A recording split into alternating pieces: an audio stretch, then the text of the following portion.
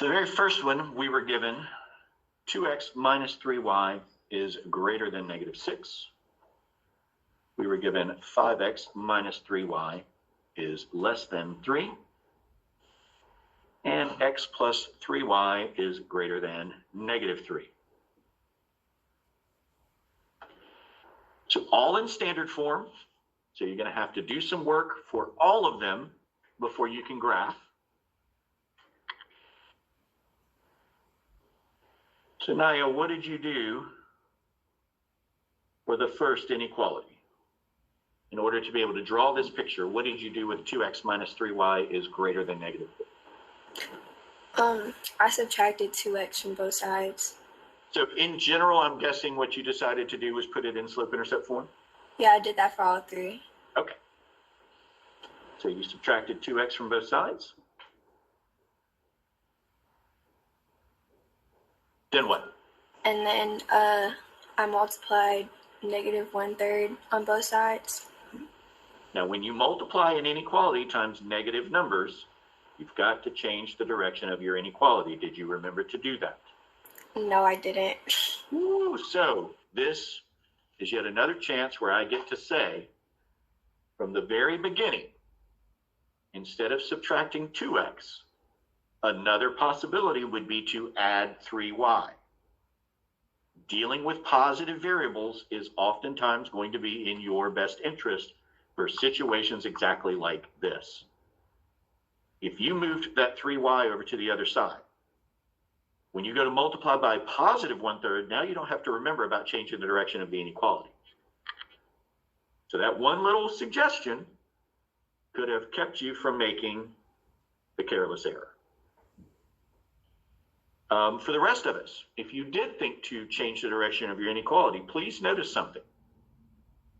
I wrote an entirely new line of work here with the direction of the inequality changed. I've got a real problem when people will do this. And I know why they do it. I just don't know why we're allowed to get away with it. Because oftentimes, when we're showing our work in algebra, right, we just kind of manipulate the equation that we just got finished writing. So we look at this, right, we've moved the 2x to the other side, and we say, okay, I want to multiply by a negative 1/3, and we write this. But if you're going to do that, you are multiplying by a negative number, you should also change the direction of the inequality. Not wait till the next line when you write it, because here's where you multiply by a negative. There's where we need to change the direction of the inequality. So what we should have is y is less than positive 2/3 x plus 2. Now, Naya, that would just mean you shaded on the wrong side. Your line would still be correct. Did you have 2/3 x plus 2? Yeah, I got that. Okay, so the shading is all we need to change, at least for that inequality. Now let's see if we made a repeated mistake over and over and over again. You said that you put all of them in slope-intercept form, so I'm betting you subtracted 5x from both sides. Yeah.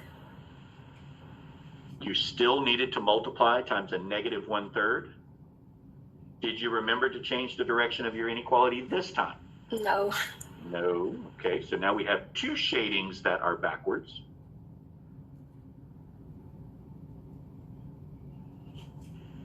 But if we had moved that negative 3y over to the right, moved the positive 3 over to the left, we wouldn't have to worry about that.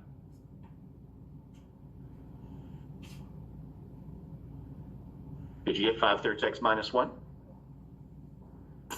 Yeah, I did. Okay. So again, the line is going to be fine. We just have to change the shading. And at least this one here, we did not have a negative multiplicative inverse. So this one, there shouldn't be an issue with the direction of the inequality. Did you get y was greater than negative 1/3 x minus 1? Yeah, I got that. All right. So far, you made the same mistake, you just made it twice. That's better than making two different mistakes. You were at least consistent in your error.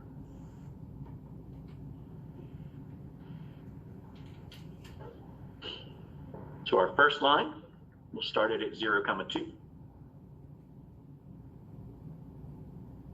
We've got a positive 2/3 slope. You can go up and to the right. I'm going to go down and to the left. Tomato, tomato.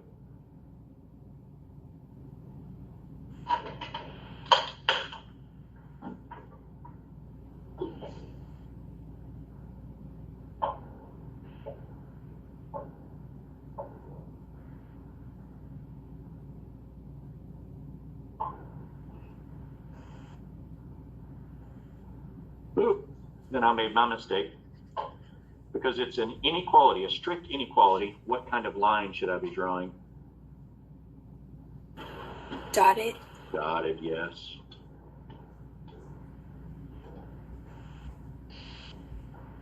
If you decide to do that edge elastic practice, you'll see that you can actually draw a dotted line in edge elastic. You just have to choose dotted, and it'll even allow you to shade regions.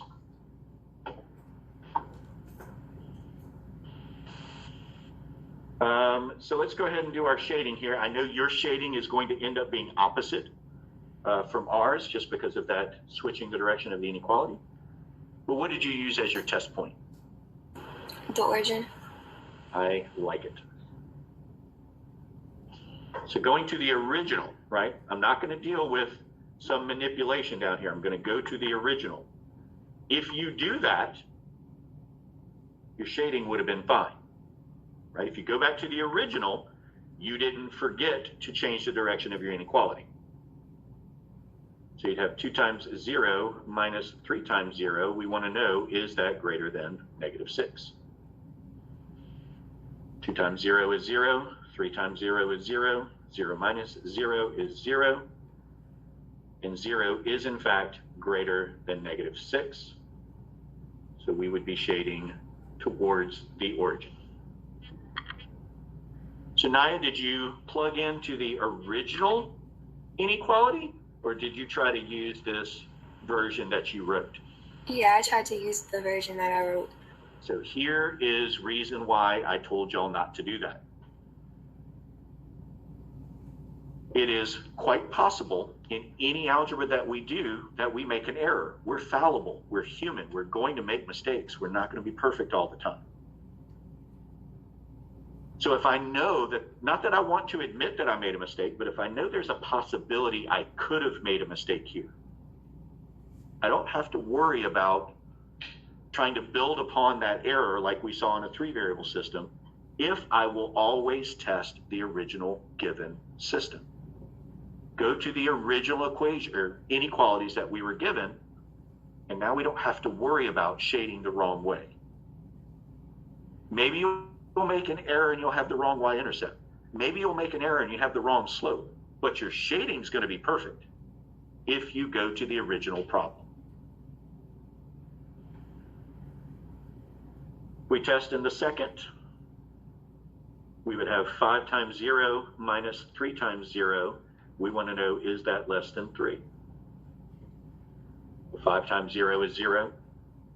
3 times 0 is 0. Is 0 less than 3? It is. I forgot to draw that line, didn't I? Sorry. So it's got a y-intercept at 0, -1. It's got a positive 5/3 slope. Well, look at there if they don't intersect.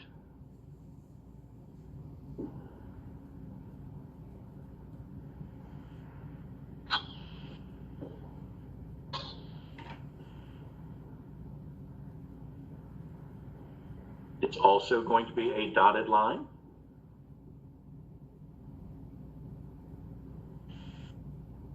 Right? All 3 of the inequalities in this system are strict inequalities, so all of their graphs would be dotted.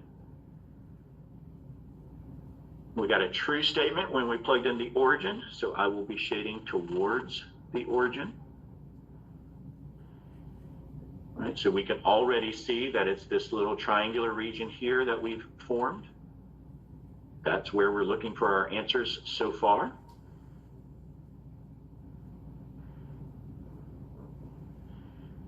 So let's draw our third inequality. It also has a y-intercept at 0, -1. Now we've got a negative slope. We're going to go down 1 and run right 3.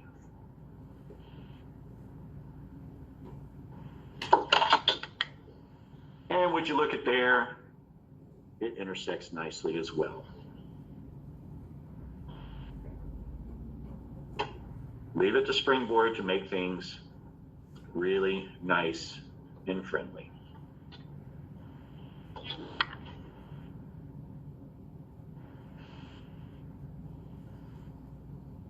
I'm going to bet it's that little triangle right there, because that's just what Springboard does. We have 0 plus 3 times 0. We want to know, is that greater than -3?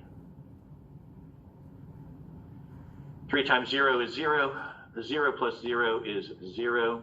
And in fact, as expected, 0 is greater than -3. So on that line with the negative slope, we will be shading towards the origin. So now from that triangular region here, we now know more specifically, I've got to stay above the line with a negative slope.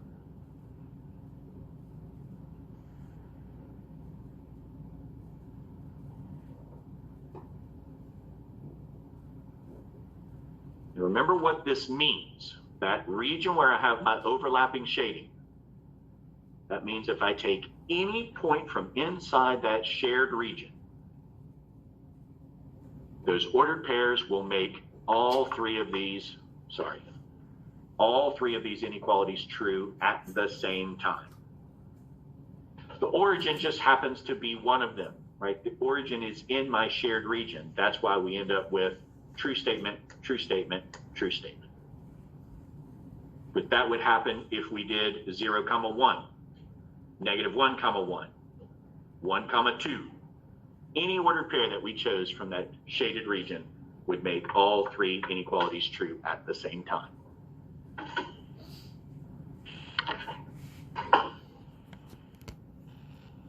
Oh, these weren't Springboard questions. What am I talking about? Still ended up being as expected.